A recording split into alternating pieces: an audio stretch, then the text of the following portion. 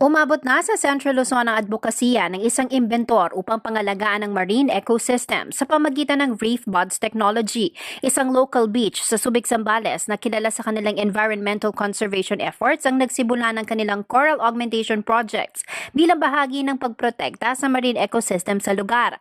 Nakipag-partner ang All Hands Beach Resort sa environmental organization na sangkalikasan upang gamitin ang Reef Buds Technology sa paggawa ng artificial coral reefs. Nasa 58 organic reef buds ang hinulog sa beach area sa lugar. Ang artificial coral reefs ang magsisilbing sanktuaryo ng mga isda. Inaasahan din na mas mapararami nito ang iba pang marine species. Ang reef buds ay isang teknolohiya ng artificial reef construction na inimbento ng yumaong Australian geoscientist na si Dr. Harold Kremnist at ng Pinoy na si Benjamin Tayag. Isang teknolohiya sa 60 grant awardees ng World Bank sa temang Development with Equity noong 2006. Ayon kay Tayag, malaking bahagi ng mga coral sa Pilipinas ang sira na at patuloy na namamatay, kaya naisipan nilang gumawa ng paraan gamit ang teknolohiya upang solusyonan ang problema. Kaya sagana sa isda ang Pilipinas. Ang problema, sagana rin tayo sa mga pangingisdang mga paraan na hindi maganda, gaya ng dynamite fishing, cyanide fishing.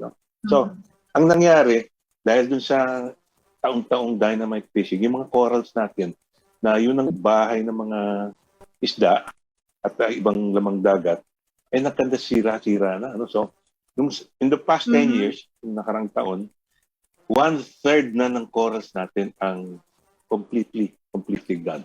Sa pagbuo ng reef buds, organic at inorganic materials na environment-friendly daw ang kanilang ginagamit, tulad ng shredded coconut husk, rice stalks, volcanic rocks, activated carbon, buhangin at semento. Pyramid ang hugis nito at may mga butas na magsisilbing tahanan din ng mga isda. Inihuhulog ito sa mga lugar na sira o wala ng corals. May halin tulad daw ang reef buds sa gardening kung saan binibigyan ng pataba ang lupa. Ang kaibahan, sa tubig ito ginagawa.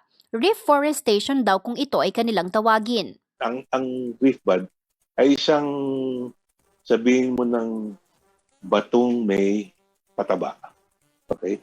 At ito ay porous, kasi may mga volcanic rock yan at mga ibang materialis na kaya ng coconut pith na sumisip-sip ng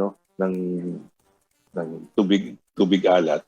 At lahat ng mga buhay dun sa tubig alat, nisip-sip niyan. At since meron siyang mga nutrients sa loob, mabilis umusbong ang algae, Kaya pag may pagkain ng isda, di datingan na sila, binigyan mo rin ng bahay kasi yung reef bud merong parang batong may lungga, may butas sa loob. Dahil malaking pangangailangan upang mas pangalagaan ang kalikasan tulad ng marine ecosystem, inilunsad ang Adopt a Reef Bud campaign. Sa proyektong ito ay papangalan sa sinumang susuporta ang reef bud na magsisilbing alaala na may nagawa ka para pangalagaan ang karagatan.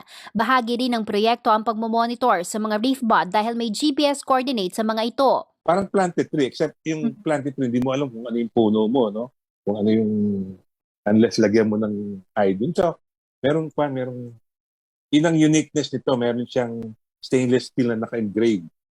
Kahit na katagalan, of course, matatabunan ng mga corals.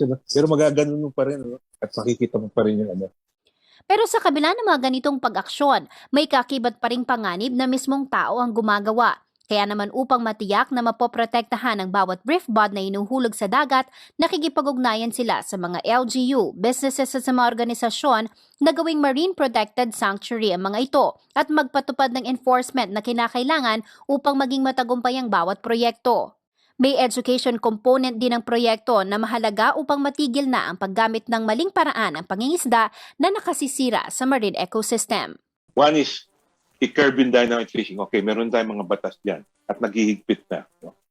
Pangalawa, educate yung mga tao, lalo na yung mga batang magte-take over sa mga fishing industry. Unti-unti habang gumaganda yung edukasyon ng mga bata, namumulat sa kanilang mga mata kung dapat itong sangkalikasan alagaan.